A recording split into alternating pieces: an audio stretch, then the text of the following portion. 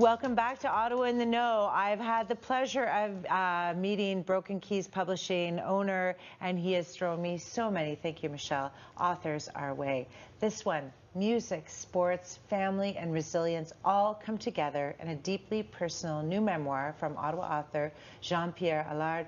The Sport of Never Growing Up reflects on life, loss, and the moments that shape us. Thank you so much for coming in and sharing this. How are you? I'm fine. Thank you for having me over. Yeah. And it is no small feat that I'm here today because yesterday, for the last week, I've had laryngitis and my voice came back miraculously just before dinner time last night. So. Okay, because you didn't reach out to me to tell me that. I wasn't going to cancel. I was hoping. That's good. I'm always full of hope, so yes. Which is probably why you wrote this book. Many things why I wrote this book. Yeah. The other thing, too, is that on the same subject of not being here, you see, back in the mid-30s, both my dad and mom studied to be priest and nun, respectively, before suddenly changing career plans, him becoming a lawyer and my mom went into being a musician. So a few people have told my three siblings and I that we shouldn't have been born. So great way to start a conversation. That's the way to start a conversation. So there you go. And yet, when I was born, I made the mistake of being born on a Sunday in July 1952. And now, some of you will remember that back then, Ottawa Mayor Charlotte Whitton had major issues with Labour on the Lord's Day. I saw you mention. I did not know that. Yeah. So right away, I was causing problems with all forms of authority. Yes. Okay. Well, I'm glad you did because you came in kicking and you're still kicking. So that's good. So a couple of things happened throughout your lifetime that had you want to write this memoir of hope. Well, yes. We've had a few tragedies in our family. Mm-hmm. Not the least of which was losing my dad when I was 11. Mm-hmm. On the coldest day of January 1964, he died of a massive heart attack 1 block from our home after having attended a day-long assembly of the secret society that he was part of. And there were some perturbing events that day, and his aide told us later on at the wake, the interminable wake, should I say, because back then it was 3 days. Oh, my God. He said he took ill, so he excused himself and took some nitro, and then he went back to the meeting. And then he kept on working because there was a cause for him, this society they belonged to. So anyway, all this to say that he died 1 block, and it fell to my poor brother Paul, who was 14 at the time, to find him. He was on the street corner, and they saw this car hit the snowbank. And by the time they reached the car, he knew that it was my dad. Yeah, I'm sorry. And what is tragic about this is that just 1 week before, Paul, my brother, in a fit of rage after yet another strict remontrance, he was punished. Yeah. Sorry. My French is... no, that's good. We're bilingual. He had sworn at him and telling him something like, why don't you go and die, old man? A week later, he finds his dad. How cruel is this? 11 years later, my brother takes his own life at the age of 26. I always wondered if that wasn't the start of his problems. Yeah. Although, I could go on, but I'm sure you have another question for me. No, of course. But in that lifetime, you did find some joy with your family. You've got a beautiful family. Tell us, yes. Absolutely. I mean, I have a wonderful wife who's had her own problems, but she's been able to surmount them. She's one of the bravest women that I've known. Never hear her complain. Every day she gets up, does her routine, gets ready, which takes her forever because of her disabilities, but she puts on some music and gets going, never complains. Guess who complains at home? Me. I have no reason to complain. I got off easy. I just became Mr. Mom overnight after the first role. So, but that was fine because I love cooking. I'm sure that you love cooking too. I heard somewhere through the...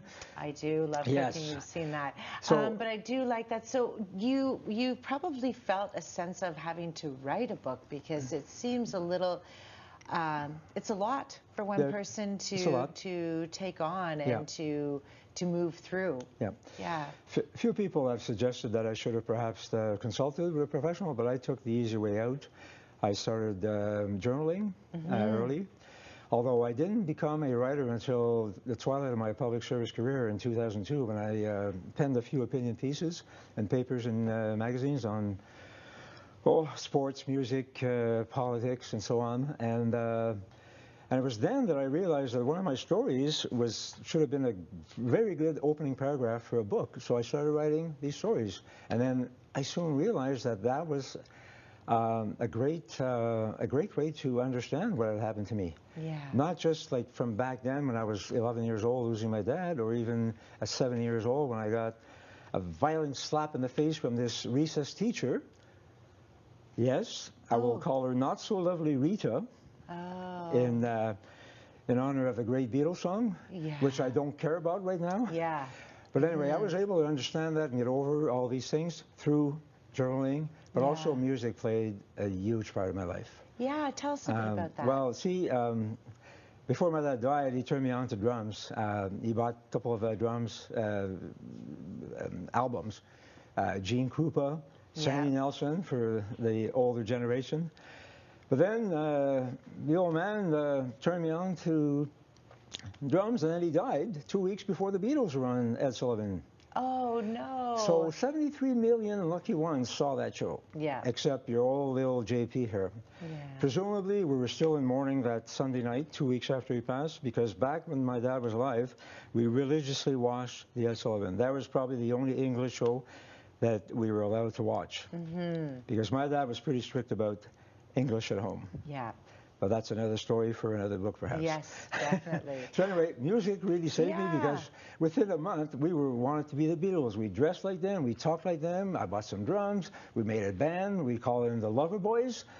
Now, 20 years later, we were going to sue that band because we felt they weren't as talented as we were, but we never did. We didn't have any good lawyers. But you performed. Where would your band perform? Well, it was just a very Mickey Mouse type band. Yeah, but the drummer, the last drummer of that iteration, became quite successful, and he's in Toronto now, a music producer.